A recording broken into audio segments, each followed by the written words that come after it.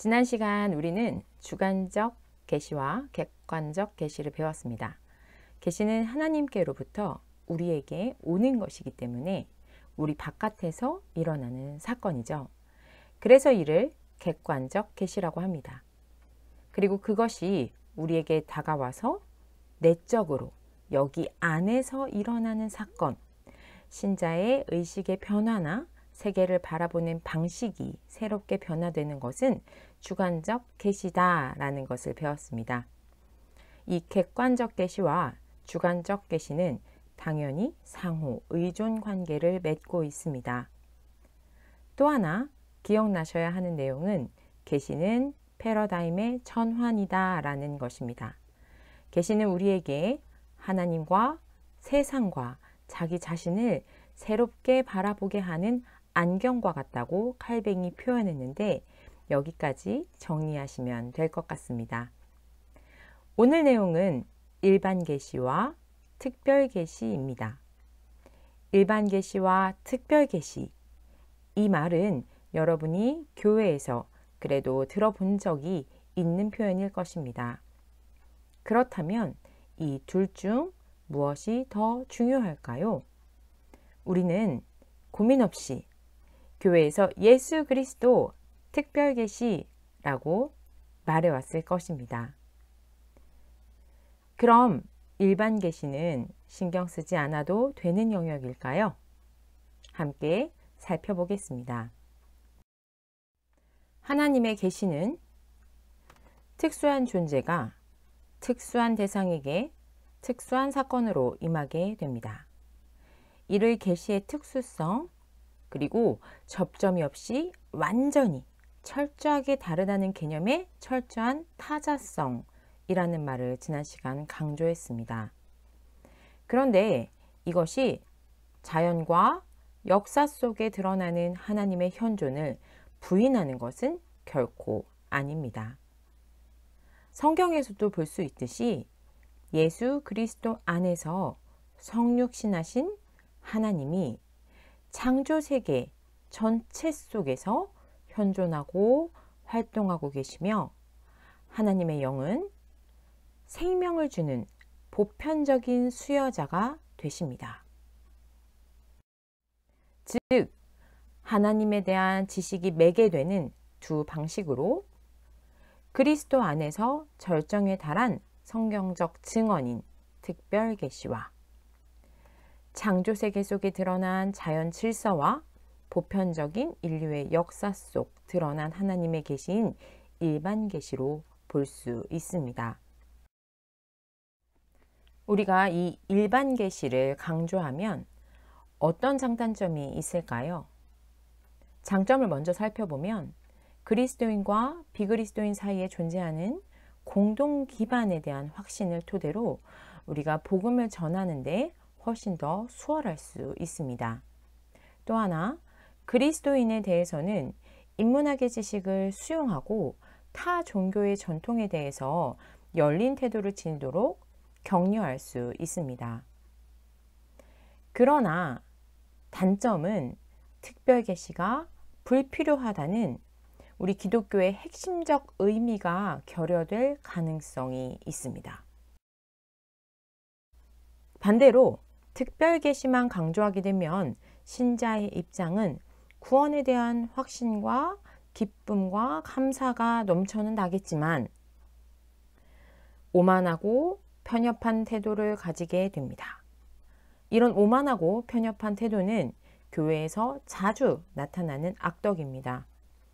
이로 인해서 세상을 무시하거나 세상과 단절된 삶을 살아가게 될 수도 있습니다. 예를 들어 아픈 아이를 하나님께서 고쳐주실 것이라 믿고 병원을 아예 안 가서 아이가 결국 잘못된 사건을 제가 뉴스에서 본 적이 있는데요. 이런 경우라든지 혹은 교회가 모든 것의 중심이자 독점권을 갖게 되는 것입니다. 정치, 경제, 문화 이 모든 영역에서 오직 교회와 성경에서 선포되는 것만을 강조하게 되는 것입니다. 이런 경우가 너무 극단적으로 치우친 경우라 할 수 있겠습니다. 앞에서 살펴보았듯이 일반 계시와 특별 계시 중에 일반 계시 쪽에 손을 든다면 특별 계시가 쉽게 오용될 수 있으며 결과적으로 특별 계시를 약화시키거나 일반 계시가 특별 계시를 대체할 가능성이 있습니다. 반대로 특별 계시만을 강조한다면 계시와 이성, 그리스도와 문화, 자연과 역사를 분리된 영역으로 간주하는 결과를 초래할 수 있습니다. 따라서 늘 극단을 주의해야 합니다. 그래서 특별 계시와 일반 계시를 양극단에 세우고 우리는 스펙트럼을 형성하게 되며 그 사이 어딘가에 위치하는 절충주의자들이 있습니다. 그 중에 특별 계시 쪽으로 더 치우친다면 오직 예수 그리스도에 대한 특수성을 강조하는 것이 되고 보편성을 강조한다면 일반 계시 쪽으로 치우치게 됩니다. 그러나 반드시 기억해야 할 것은 일반 계시로 알려진 지식은 불완전합니다. 따라서 성경이 증언하는 특별 계시에 드러난 하나님에 대한 충분한 지식이 필요합니다. 그렇다고 일반 계시를 무시할 수는 없습니다. 도덕과 종교를 위한 광범위한 토대를 제공하는 데는 이 일반 계시가 필요하기도 합니다. 제가 이것을 정리하면서 어떤 분의 이야기가 생각났는데요. 성경을 엄청 많이 읽으신 분이었어요. 네, 그분께서 말씀하시기를 성서의 요점은 하나님은 사랑이시다. 따라서 종교 안에 사랑이 드러난다면 그것이 어떤 종교이든 부처를 섬기던 알라신을 섬기던 그것이 진정 하나님을 사랑하는 것이고 그것이 진정한 하나님의 뜻이다 라고 결론을 내리시는 모습을 보았습니다. 매우 안타깝게 생각이 들었는데요. 그럼 일반 계시와 특별 계시 가운데서 역사적으로는 어떤 주장이 있었는지 로마 가톨릭의 1차 바티칸 공의회의 결론을 보겠습니다. 특별 계시에 대한 어떠한 호소 없이도 인간은 이성만으로 하나님의 존재를 증명할 수 있고 하나님에 관한 어떤 것들을 인식할 수 있다.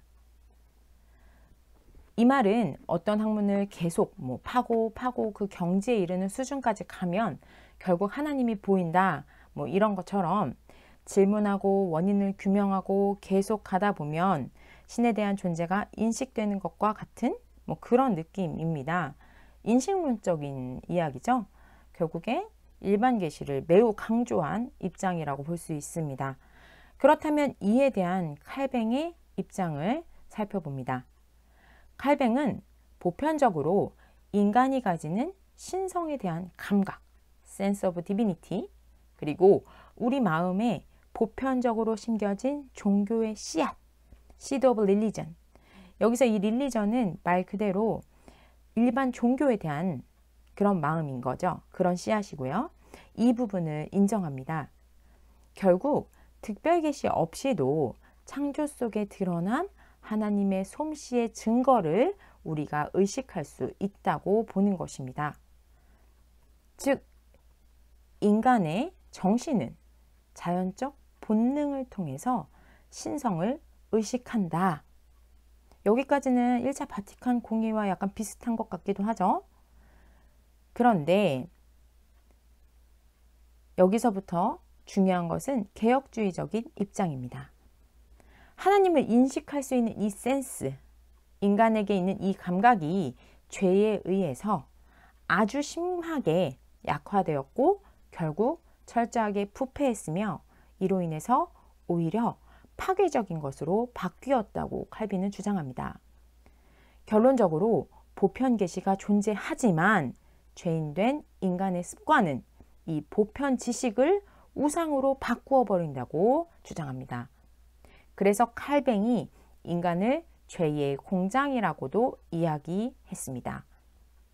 예를 들어서 독일의 그리스도인들이 나치를 존중하고 심하게 표현하자면 숭배한 사실이나 남아프리카 공화국에서 인종차별 정책을 펼친 것이나 미국에서 편협한 민족주의적 그 경향을 무마시키기 위해서 하나님을 이용하는 등의 일들이 결국 일반 계시의 이름으로 통용되는 하나님에 대한 지식을 통제하고 조작하려는 경향을 계속 보이는 것이죠. 이 부분에 대한 주의, 경계를 밀리오리가 강하게 주장합니다. 오늘날을 보자면 대부분의 신학자들은 이 칼뱅보다는 조금 더 열린 자세와 존중의 마음을 가지고 있습니다. 일부 신학자들은 다른 종교적 전통 속에서도 하나님의 은혜로운 주권과 신실한 인간의 반응이 존재함을 인정하기도 한다고 합니다.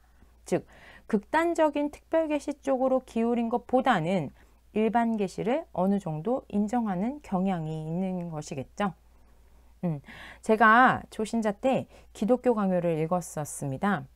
그때 이 부분을 읽고 저에게는 정말로 지난주에 이야기했던 그 번쩍하는 문장, 제 인생에 답을 찾은 기분이 들었던 기억이 납니다. 하나님을 믿게 되고 하나님이 너무너무 좋으면서도 왜 나는 이렇게 인생이란 여정에 해답을 모른 채 어렵게 살게 하셨나라는 불만이 마음 가운데서는 해결되지 않은 상태였습니다. 그런데 기독교 강요를 읽으면서 철저하게 타락한 죄인인 내가 이 센스를 잃었기에 하나님을 볼 수 없었구나. 그런데 오직 예수 그리스도의 은혜, 이 특별 계시로 말미암아 내가 이 자리에 있구나. 이것이 확 와닿은 경험이 있었습니다. 자, 이제부터 밀리오리가 말하고 싶은 매우 중요한 부분이 나오는데요. 아까도 언급했지만 일반 계시로 특별 계시를 통제하거나 조작하려는 시도는 매우 잘못된 것입니다. 그리고 특별 계시에 몰두하다가 편협주의와 배타주의에 빠지게 되었다며 비난의 화살을 특별 계시에 돌리는 경우가 있는데, 이것은 오히려 특별 계시를 잃어버리고 모호한 종교적 헌신에 빠져 있을 때 나타나는 현상입니다. 불명확하게 규정된 종교성은 이기적 개인과 집단과 민족에 의해 더 쉽게 흡수됩니다. 안타깝게도 성경 또한 이런 이데올로기적 목적을 위해서 악용되기도 했습니다.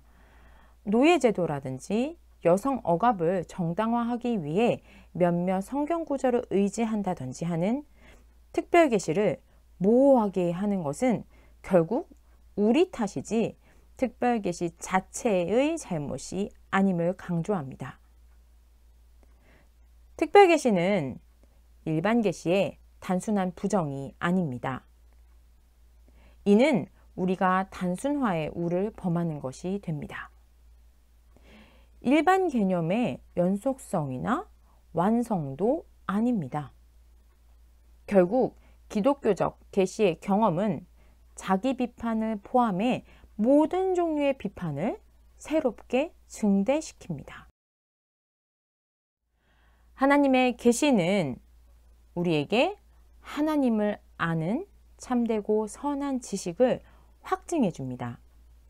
그러나 거기서 멈추지 않습니다. 그 지식에 계속 도전하고 그것을 교정하며 또 변화시킵니다.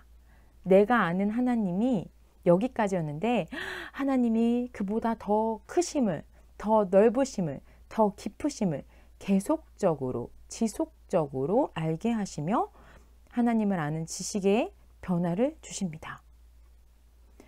이렇듯 특별 계시는 우리를 좁아지고 편협하게 하는 것이 아니라 오히려 넓어지게 하고 나아가게 합니다. 이는 예수 그리스도를 통해서 표현되었습니다. 예수님은 가난한 자를 위해서 죄인을 용서하고 하나님을 사랑하고 이웃을 사랑하셨습니다. 하나님의 결정적 계시로 주님은 십자가에 달려 죽으시고 부활하십니다. 이런 놀랍고 예기치 않은 계시는 때로는 충격적이어서 우리를 걸려 넘어지게 하기도 합니다.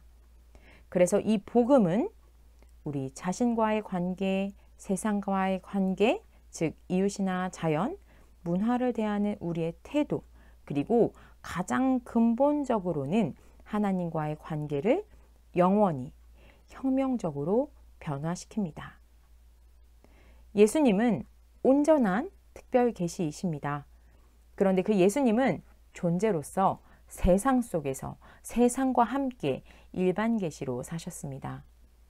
이것이 가장 좋은 예가 될 것입니다. 우리도 예수님처럼 그리스도인이라는 존재로서 세상을 바라보며 일반 계시를 향유하고 누리며 살아가는 것입니다. 자, 오늘은 일반 계시와 특별 계시에 대해서 다루어 봤습니다. 하나님의 자기 드러냄의 방법은 자연을 통한 일반 계시, 그리고 성서와 예수 그리스도를 통한 특별 계시가 있습니다. 우리는 양자택일을 해야 하는 것처럼 강요받지만 이 또한 헬레니즘의 이분법적인 사고일 수 있습니다.